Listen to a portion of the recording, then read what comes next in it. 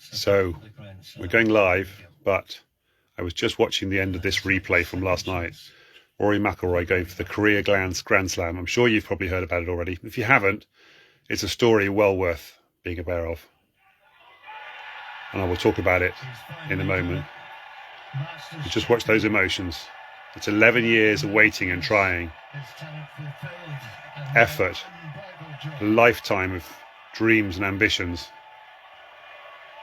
Finally realised. Rory's Grand Slam is complete. Beautiful. Absolutely amazing moment.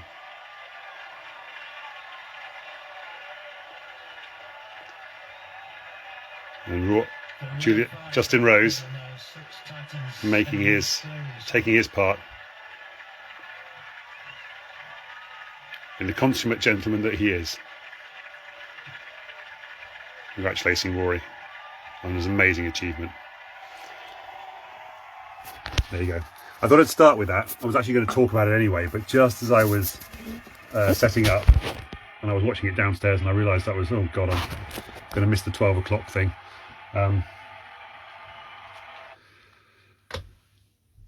Midday Monday Mindset Mastery, and I thought, right, no, do you know what? I'm going to go upstairs and start it anyway, and then I'll talk about it in the background. And then as I was doing it, I was thinking to myself, do you know what would be even better?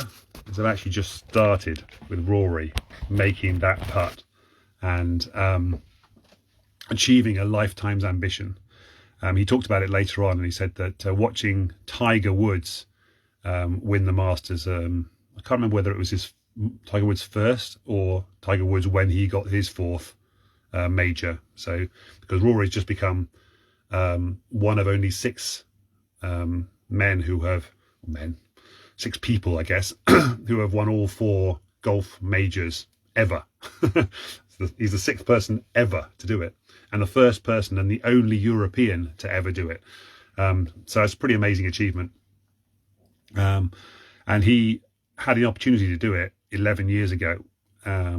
And he had like a 10-shot lead or something, and he blew it completely and just lost his mind and just couldn't hit the ball straight and all this kind of stuff because he knocked it off. But one shot went bad and then his mind went completely. He'd go, oh my God, I'm going to lose it. And then he lost it.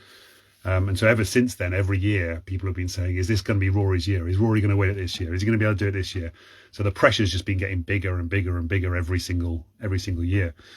And then he got married and had a child. And I get the impression, listening to some of his answers since, is that that's really grounded him. It's given him a sense of purpose and sense of somewhere other than just the golf. So he's not just a golfer anymore. He is now a father and a husband, and it's given him that sort of wider mindset, I guess, and sense of purpose and reality and life, and that there's something more important in life than just golf. That kind of thing.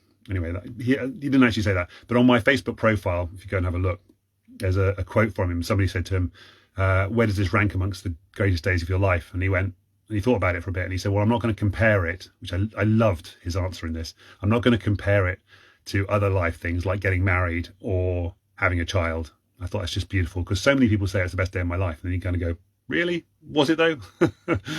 And that's a very sort of calculated answer. It's very, not well calculated, it's a very considered answer. He doesn't want to compare it to those because they're completely different things. And he said, but from my golfing perspective, it's the greatest day of my golfing career, without a doubt, no question. And there's no reason why anyone would think otherwise as well, because it's one of those kind of things, especially if you know golf, how amazing achievement it actually is to have all four majors, having won them. Well, because only 6 people have ever done it in the history of golf. So that's probably quite the achievement right there, isn't it? Anyway, and of course his life goal, and he was saying that he watched Tiger do it when he was like a young boy in Northern Ireland, and inspired him to be a better golfer and be a golfer. He was ambition of being a golfer well before that, because there's video of him playing golf when he was like 3 and stuff. But yes, that was his kind of inspiration to be better and to be like the best, as opposed to just be a golfer. I guess I don't know how that would quite work in your mind, because I mean, I watch this and I think I wish I was good enough to be able to be a professional golfer. That would be kind of cool. And then you look at the hours of practice and effort that they put in to be able to be a professional golfer, and I think I'm not sure I've got the patience to be that dedicated to something. And I guess the difference there, of course, becomes, because a lot of people talk about this, is doing something you love isn't a chore. So if you loved it that much, you would want to go and do the practice. You would want to do the hard work, what other people might consider to be the hard work. A little bit like me with mindset stuff. I'm constantly fascinated by watching other people's and the psychology behind what other people do. So it's never kind of a chore for me to watch other people, watch like things, psychology, stories and so forth. It's never tedious. I'm doing some other stuff at the moment, which is very tedious and very annoying, but it's to make some money. So, Forex trading thing, which I'm doing, which is a bit tedious. But I am using ChatGPT, and I have to say, ChatGPT is getting very, very good at having a conversation with you when you're doing things. Last night I was trying to solve a technical problem while I was watching the golf, because golf went on until like 1 o'clock in the morning, UK time at least anyway. And I was saying to ChatGPT, I've got a bug. It's not really working just yet, and I'm tired. I need to go to sleep. And I didn't mention the golf or anything, but he said, "Oh yeah, it's a good idea. You should probably go and get some sleep, and your brain will start working on the solution while you're asleep." And I was like, "That's very cool." And then I said, "No, I couldn't resist having a go. And here's the problem I found." And he said, "Oh, okay. So you're still here." He kind of said, "Oh, you're still here. You're still looking around. Well, it's not nice to sometimes to solve a problem before you go to bed, so it's not bugging you all night long," or something like that. Anyways, it was really nice responses from ChatGPT. So if you ever think you need a therapist, go and talk to ChatGPT. It's very good at that sort of thing. Surprisingly good, I have to say. It's got like emojis and stuff comes into its little replies as well, saying wink wink and giving you a bit of a smile. And I would say I'll get it up on the screen, but I've closed it down and I don't want to do that now. I don't want to waste time doing that. But anyway, back to the golf and Rory. All his efforts and getting past all that tedious stuff, but doing the repetition, doing the job, doing the effort, putting the effort in to keep going and to not give up. I mean, even today when he knocked a ball into the creek after it was 3 shots up, and he had a really easy ball into the centre of the green. That's all he needed to do, and he just, I don't know, shanked it, hit it, flicked it, whatever, and it went in the water. And so he immediately dropped a shot, if not 2 shots. He ended up dropping 2 shots on that hole, which then brought him back to 11 from 13. You don't really have to understand golf too much, but he was leading at 13, and then Justin Rose was on 10, and then Justin Rose had a putt to get to 11. And then Rory dropped his 2 shots, so they were both on 11 all of a sudden. Like just immediately, they were just on this. They suddenly level after having been 3 shot. It was a 3-shot swing. So Rory was 3 shots ahead of Justin, and then Justin got a birdie and got 1 shot closer, and then Rory dropped 2 shots, and they end up both on 11 under. And there's, and that goes on and on as well, because obviously Rory ended up getting to the 18th tee, the final hole, and then he had a nice easy shot into the centre of the green. All he needed to do was get it to the middle of the green and then putt it and finish at 12 under. Justin Rose finished at 11 under, so it was 11 and 12 effectively. And then Rory missed his putt, and boom, suddenly we were both on 11, and they had a playoff, and they had to play off against each other. And then second time they played the 18th hole again. And Justin did a perfectly adequate par 4 shots to get the ball in the hole. And Rory, instead of putting it into the bunker like he did last time, into the sand the first time round rather, second time round he got it into the middle of the green really near the hole. So he just needed 1 little tiny putt, and he did the same thing, basically the same putt, slightly shorter putt, slightly easier putt. Knocked into the hole, and boom, that's what you just saw. You just saw him putting in that last little putt. And finally achieving his dream, his goal, his lifetime ambition. Now, I don't think winning all 4 majors was his lifetime goal, but I think winning the Masters was definitely one of his biggest goals. Obviously, the British Open would have been one of his big goals as well. I don't think he would have cared about anything else, really, realistically. He would have thought, I'd like to win the Open, the British Open. I think the Open this year is at Portrush, which is his own like hometown or something. I'm not sure. I have to look into that.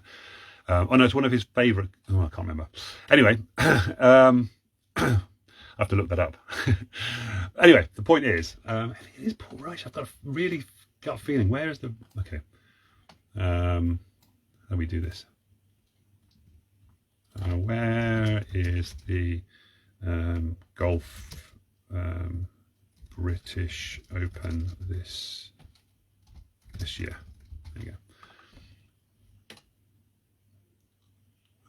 Royal Portrush. There you go. Cool. County Antrim, Northern Ireland. So yeah, it's his home, in his own home. 13th of July to the 20th of July. So there you go. So Rory will be playing at Portrush in his northern home this year, having just won the Masters. So it's going to be a bit of a celebration. Whether he can win that or not is another matter, but that would be very cool if he could do that as well. That'd be fantastic. Kind of cool if he actually could win the Masters, the US PGA is a couple of weeks' time, and then the Open, the British Open, and I can't remember what the fourth major is. What's the fourth major? Am I being stupid? What's the 4 golf majors? Am I being stupid? Am I just golf majors? Golf majors. Here we go. Masters, US Open, Open Champion. Oh, PGA Champion. Okay. Well, okay. So I don't. Oh yeah. So okay. So it's the US. Okay. So it's the US Open next week, and then it's the PGA Championship. It's always the PGA Championship and the US PGA always kind of feel like almost the same thing. But yeah, the PGA is in August, so they go quite a long way off yet. So US Open, that's why I was confused, because it was the US PGA Championship. There's a PGA Championship and the US Open.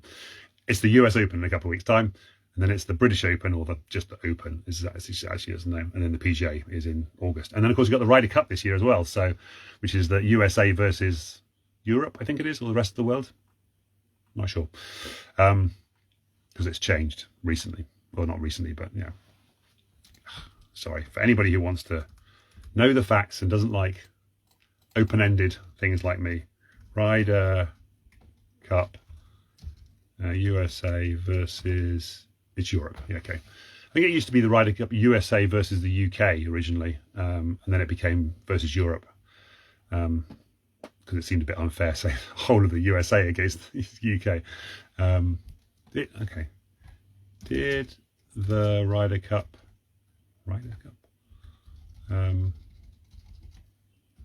to be against the UK? Okay. Yes, in the early years, from 1927 to 1979, there you go, the Ryder Cup was contested between Great Britain and the United States. There you go. In 1979, the British team expanded to include players from continental Europe. There you go. There you go. So it's USA versus Europe. There you go. And that's why my brain was kind of like, did it happen? Or have I just imagined that? I did not imagine that. Nice to have somebody who's quite happy to admit they're wrong and haven't got the facts and doesn't try and make it up and stuff like that. Anyway, it's good. It's a bugbear of mine is when people try and make stuff up to cover up their own lack of knowledge. It's like, just admit you don't know. It's fine. It's perfectly reasonable. It's perfectly okay. Anyway, whole point of this is golf. Life, never giving up, never giving up, never gonna give you up, never gonna let you down. Rick Astley. Never give up. So this is the point here. It's been a while.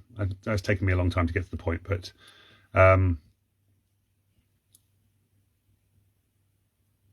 in life we don't want to give up. We don't want to give up on life. I've talked about this suddenly. Whoa, serious conversation straight away. I've had conversations with people in the past who have basically just said, what's the point of living?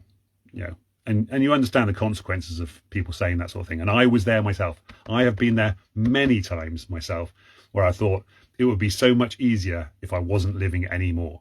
But then I think through every single time, it's like consequences of that, and who's gonna feel effects of it now? Because I won't be around, so I won't feel the consequences of that. But there will be other people in my life who would definitely feel the consequences of that situation if that situation ever happened. And they would feel it for the rest of their lives, like I do for the people in my life who have committed suicide in the past. And there are 3 or 4 people who I remember vividly who have committed suicide, who I wish I'd be able to have a conversation with them before they did that, because I think I would have changed their minds, because I would have talked to them about not so much the sanctity of life, which is what I was about to say there, but the possibilities when you stick around. I have talked at least 2 people out of that situation in the past, and they've gone on to live happy lives as a result. And the point is, it's a very long-term fix to a very short-term problem, because you can't rewind it. You can't come back from it. I always thought about the effect it would have on my parents, and the people around me, the friends and family, and even to a certain extent people who I don't even know who it might affect. People who I don't even know. People who watch these videos and never tell me they're watching the videos. People who watch, especially on YouTube. Well, actually, on YouTube I can see how many people have watched it, so I kind of got a bit more flavour for that. But on here, on Facebook, I've got zero knowledge of anybody who watched this. So if anybody watches this and they don't comment and they don't like, I have no idea that they've watched it. So I have no idea if the effect of this video is actually having an effect on anybody. I don't know if it's any benefiting anybody. Now, admittedly, I'm in a small group of a private Facebook group at the moment, and I used to do these on Facebook Lives on my personal profile. And again, I wouldn't have any visibility of anybody watching them, so I didn't know. And then after lockdown, a friend of mine got in touch with me and said, your videos during lockdown really, really helped her. And she was in an abusive relationship. And she got out of the abusive relationship as soon as lockdown basically freed her up to get out of it. And then she met the man of her dreams, and now she's married and very happy. So again, that was somebody who I didn't even know was watching my videos, whose life was changed because of my videos, and I didn't know anything about it. That's powerful. That is powerful. The ripple effects of the changes that you can have on the rest of the world and the world around you. Hence why I always recommend watching the movie It's a Wonderful Life, because in that movie the guy wants to commit suicide, and the angel Clarence comes and shows him, because he says, I haven't been useful to anybody. My life was not worthy of being alive. I'm not quite sure how he phrases it. But basically Clarence says, no, you've had a huge effect on everybody's lives around you.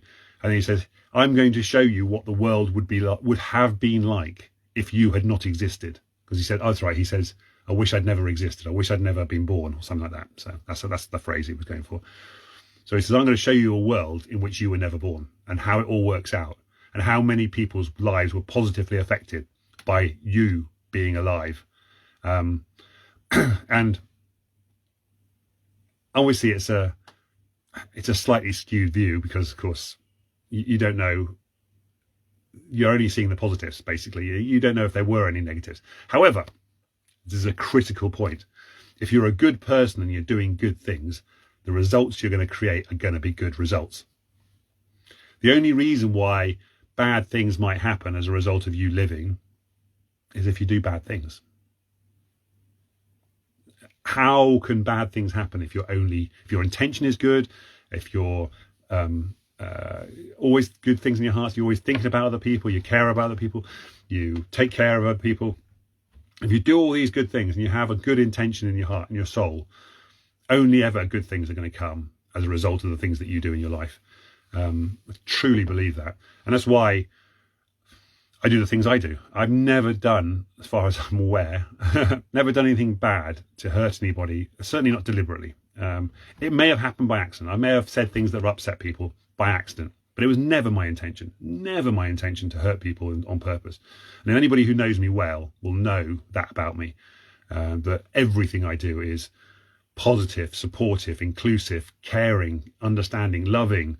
All of these things is core parts of my being, my whole entire being. And the only times that I've had negativity as a result of that is when other people didn't appreciate that was the intention behind it, and didn't ask me, why did you say that? Why did you do that? What did you mean by that? Because I almost certainly would have apologized. I'm happy to apologize when I don't understand something, or if I think I've done something wrong. If I've done something wrong and I didn't realize it was wrong, I'm happy to acknowledge it, say I apologize, I'll learn, I'll be better in the future. And this is critical because I'm talking to one specific person right now, and she knows who I am, who I'm talking about rather. But it also applies to me.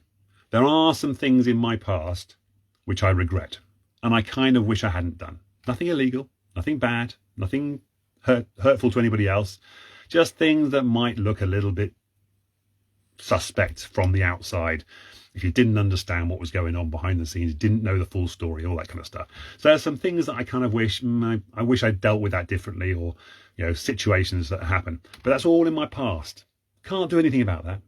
All I can do is look forward and be better in the future. Can't change the things in the past. Can't undo them really. Kind of can cover them up if I wanted to, and if you just don't talk about them, nobody really knows about it unless they really look hard. If somebody's looking really, really hard for something to hurt you, that's more on them than it is on you. Because most people don't really care. Don't care enough at all about you to find dirt on you if they don't want it. If they, it's like most people are just so busy worrying about their own lives, worrying about the things that are going on with them. They just don't care about anybody else. Think about it yourself. How many other people in your life would you go and deliberately go and dig and try and find some dirt on them? I mean, how many of you really, if you thought about it, would actually do that? Bother going through the effort of that, unless they've hurt you in the first place. So unless they've done something to you that really hurt you, and then you go, I got to find something that pay them back, kind of thing. That's kind of understandable. But if you're a good person inside, you wouldn't do it. Again, you would just go forgiveness, love, kindness. They've done that because they're hurting, they're upset, they're having a bad day, something's going on in their life that's painful to them. I don't want to make their life any worse by creating more problems for them. Most good people, that's how they act. It's the wrong uns, the bad people, that go out of their way to cause problems for other people. And I would hope that most of my friends and most people who watch me here are good people with good intentions, just like I am. Good person, good intentions, always looking out for other people, always trying to help other people, even if it doesn't always look that way if you look at it in isolation, or little bits of it in isolation. So there's always things that'll happen in our past that we regret and we wish we hadn't done. And nothing we can do about it. Nothing we can change about what's happened in the past. All we can do is go forward. And if anybody comes back and picks up from something in the past and says, you did this in the past and this was a terrible thing to do, and you go, yeah, I did do that. Or I didn't do that quite in the way you've said that I've done that. Nuances and individual circumstances notwithstanding. Something in my past. Yes, okay, that happened. It was in my past. It was a bad decision. It was a bad choice. It was something I shouldn't have done. But nothing I can do about it now. I can't change that thing that happened. So there's no point in focusing on it. There's no point, Mr. Person who brought it up, focusing on it. That's not who I am now. I am a different person now. That is who I was at the time. I was desperate. I was scared. I made a poor judgment. I trusted somebody when I shouldn't have trusted them. All that kind of stuff is depending on the circumstances. What was that thing? Why did that happen? There were probably good reasons why it happened at the time, but you're now a different person. You've learnt new things. You are a new person now. You're not the person that you used to be. And there's nothing you can do about the past. It's past. All you can do is control your future, mold your future. So you can look to the future and say, I'm going to be a better person. I'm going to learn from those mistakes in the past, and I'm going to be a better future. Just like Rory on the golf. He lost the plot completely when he lost his Masters the first time and couldn't get it together, and was trying harder to get better shots, and then just got worse and worse and worse. This time round, calm down, relax, chill out. It's all right. Just play your game. Be the good golfer. Solid golf. And that's what he did all the way through. Just kept on being a good golfer, just being a solid, positive golfer. Now, he could have played it a little bit safer in a lot of those places, like that one when he chipped into the creek on 13. He could easily have just taken an easier shot there. I'm not quite sure what he was trying to do. Who knows? And lobbing it up onto the green on the 18th. Again, I don't know why he managed to scoop it to the right. You know, take it gentle, take a less shot. I don't know, play it safer. I don't know. I'm not a professional golfer, admittedly, and I wasn't under the pressure that he was under, but there were things that he probably could have done slightly better to have made it easier on himself. However, even with that, and again, it doesn't matter. You hit the ball into the creek, forget about it. It's in the past, can't do anything about it. Don't let that affect your future. Don't let things that have happened in your past create a terrible future for you in the future, because you can't do anything about the stuff that's in the past. It's in the past, it's gone. You have control over the things that are happening in the future. You have control over what's happening to you right now, this second. How you're feeling right now, you have control over that. So take control of it. Take control of this. Take control of the next minute. Take control of the next 5 minutes. Take control of the next, 3 minutes, 30 minutes, 3 days, 3 weeks, 3 months, 3 years. Start taking control of the rest of your life right now, today. Today is the first day of the rest of your life. Happy birthday to you. Welcome to the first day of the rest of your life. And the point is, you have that future. You have that 30, 40, 60 years. I was going to say 300 years for a second there. That's not going to happen. That's not happening, is it? 30 years, 30 plus years of your life is still ahead of you, at least, for like 99% of the people I'm talking to right now. There's going to be hardly anybody on here who hasn't got at least 30 years of their life left, if not 50 years of their life. I was talking to somebody the other day and I was saying, well, I hope I've got at least 70 years still to go in me, which would take me to like 120 or something. And I'm like, well, that's not unfeasible at all. I mean, we're living life longer as we, as human beings. We are living longer as we get older, and science is moving on, and technology is getting better, and medicines are getting better, and so forth. So who's to say I won't live to 120? Who's to say? Why not? I'll be happy with that. I'll be very happy with that. Certainly hope I get to 100 and get myself a telegram from King William. Will he still be around? He'll be about the same age as me, actually, isn't he? So, well, if he's still around, great. If not, King Louis. That'd be fantastic too. Hello, viewer, by the way. I've just seen me pop on here.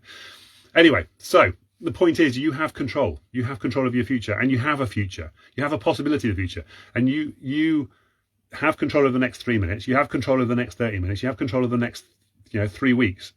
So take control of that situation. Don't let it just run on, because there is a reason for living. There is a reason for being out there. Life can get better. You can choose it. You can make it better. You can do the actions. You can take the actions. You can use the Create Happy Thoughts book to retrain your brain to create happy thoughts and think positively about every single day. You can retrain your habits so that you can be positive every day. It's a 3-month program. Take the 3-month program. Do it. Change your life in 3 months. I promise you it's better. It's better than how you're feeling right now. If you're feeling rubbish right now and you don't think there's any point in living, I promise you that's not the case. That was me in 2012. I actually originally was going to talk about my story. Maybe I'll save that for next week now. My story of depression and anxiety, how I had a massive breakdown in 2012. My doctor put me on antidepressants for the 4th time. And I said, nope, had enough of this. I don't want to do this anymore. And I went out on a mission to learn, to read lots of books, watch lots of videos, learn how to retrain my brain, learn how to do the stuff that's written in the front of this book, learn how to implement all the things that are on the Freedom Cube, learn how to solve a Rubik's Cube, for crying out loud. Well, I mean, you knew how to do that, but how to solve it quickly and easily and teach other people how to do it. All that kind of stuff. I just went, right, that's it. I'm going to change my life, 2012. That's when I decided I'm just going to change my life. And here we are, 2025. And it's worth it. It's worth it changing your life, because you then get the life you want. You get the life that you desire. You don't get the mixed up cube of life. I've just done that wrong. I've just messed that up completely, haven't I? Sorry. Let me get another cube. You don't get the mixed up cube that I always talk about in the past. You go, oh my God, how did my life get so messy? Like this cube here, like this. How can I put it all back together? And as you start trying to put it back together again, it just kind of makes things worse, and you can't figure it out. You think, how do I make this better? This is crazy. I want it to be the way I want it to be. And then you come to somebody like me who understands how it all works, how I can help you use the 15 pillars of happiness. If you're in the Facebook group, check it out. It's in the guides, and I can help you put everything back the way it originally kind of was, like a blank canvas as it were, and then you can choose how you want your life to look. And if you want it to look like this, you can make it look like this. And if you want to make it look like well, how was I going to do this? This and this and then this and then this and yeah, there we go, like this. Well, if you want to go, if you want to do it like this, if you want to make it look like this, with little forks and stuff, you can make it look like this. This is your choice. You then have a blank canvas of a brain. You can form it and mold it in the way that you want it. You can create your future. I always talk about your future past. Here's your future. Here's the next minute of your life while you're watching me right now. Here's where you're going to be in 1 minute's time.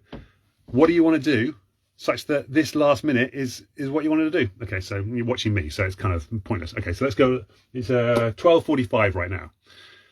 So 15 minutes. 15 minutes from now, it's going to be 1 o'clock. What do you want to do before 1 o'clock? You can choose. 1 o'clock is here. It's 12:45 now. When you get to 1 o'clock, and you're looking back at 12:45, I'm going to wrap us up. What is it that you wanted to have done? Okay, now, when you're watching this in a replay, might not be 12:45, but the idea is, what do you want to have happened in the next 15 minutes, such that in 15 minutes' time, you can look back and go, that was fantastic. You want to do star jumps, do some press-ups. Say, I'm just going to do some press-ups. I'm going to solve this cube in the next 15 minutes. Well, I'm going to solve this cube as well. I'm going to solve both of these cubes in the next 15 minutes. That's what I'm going to do. Because having them sit there on my desk looking all messed up like this is going to bother me. So I'm going to fix that. Definitely what I'm going to do in the next 15 minutes. And I'm going to feel a good sense of achievement because in 15 minutes time I will have solved both of these cubes. And that will be that. I also need to find my Create Happy Thoughts book because I've misplaced it somewhere. I was looking for it this morning, the ones with all my notes and updates and stuff in it.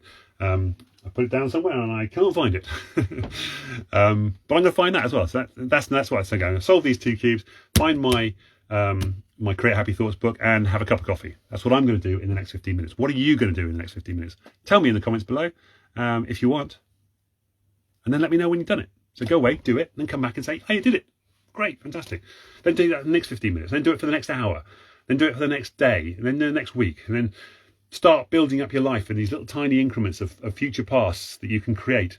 And stop worrying about that big problem in the past that you can't do anything about. Stop it. Just stop it. Stop telling people stories about the story in the past. It's gone. Stop telling people, I can't do anything in the future because of this thing in the past. Forget about it. It's gone. You can't do it. You can. You can create your whole future. You can go and win the Masters like Rory did. Okay, maybe not that. But something that's big for you. Think of something that you want to do in your life. What do you want to do in your life? Do you want to go and travel? Go travel. Plan it. I want to go to Bali. I've been putting it off for years. I originally first thought about going to Bali in 2016. I'm still not gone to Bali yet. I haven't put the money in. I've talked about this before. If I put £10 into a bank savings account for the last 9 years, I'd have plenty of money to go to Bali now, and I could be able to go to Bali next week if I wanted to, with all the money that I've saved up over the last 10 years. But I didn't put the money away. I didn't take those little incremental things. I didn't do the little things every single day that got me to the goal that I wanted to get to. Somebody asked this morning about, thank you, Andrew. Good to have you here. About law of attraction. Do you believe in the law of attraction? Yes, I do, but not in the way that most people talk about it. There's the word action in law of attraction. Attraction. You've got to do stuff. You've got to take action. You've got to move forward. But you also need to have that goal. You need to have the direction. You need to have something to look forward to. You need to have a direction. I've talked about this for my walking the Camino thing a few times, in that on the Camino, when you're walking it, you don't really know what the route is. Now, this is before sort of GPS on your phones and things. And so there are little yellow arrows drawn on the backs of signs, on the sides of buildings, and in stones on the ground. And when you go through big cities, there are little shells like implanted into the actual pavement itself. If you've never walked the Camino and you go to any of the towns along the Camino, you wouldn't know what any of these signs were. They wouldn't mean anything to you. They were completely meaningless signs. You'd see a yellow sign, yellow arrow, and you go, what's that yellow arrow? What does that mean? It means nothing, because you've got no context. You don't understand it. It's not part of your goal. But when you're walking the Camino and you know you're heading to Santiago de Compostela on the Camino, you've got 500 miles to go, 750 kilometers, 780 kilometers, whatever. as you're walking along the thing, these yellow arrows are important. They're critical to your direction, the goal you're going to. They are helping you get in the direction you need to go to. That is law of attraction. That is paying attention to the yellow arrows, the little yellow arrows pointing you in the direction that your life goes. But you need to know what you're going for. You need to know the direction you're going. You need to know to look out for the little yellow arrows. You need to know what those yellow arrows are to look for them. A bit passionate, can you tell? Really frustrates me when people say my life is over, there's no point in living. Really frustrates the hell out of me, because I used to be there, and now I don't have any of those thoughts. I don't have any of those problems. I have regrets in the past, but I don't talk about them, don't worry about them. It's just shit happens.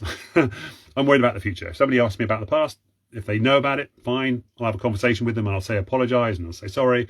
It's about a bad place, I was desperate, whatever, trusted people I shouldn't have trusted, all that kind of stuff. Anyway, I'm done. It's now 10 to, so I've now got only 10 minutes to do the thing that I said I was going to do. Coffee can delay. I could delay the coffee, that's fine. I'm going to find the book, solve the cubes in the next 15 minutes. That's what I'm going to do. Anyway, good to have you on here. Thank you for watching. Hope you've enjoyed it. I hope you found it inspirational. Remember, life is worth living. There is a reason. You can make it worth living. You can choose. You can make choices to make your life worth living. And you can choose to make your life a living hell by not loving it, by not celebrating life every day, by not creating happy thoughts every single day, by telling the stories about how your life is so rubbish, by telling stories about your past, things that you did wrong.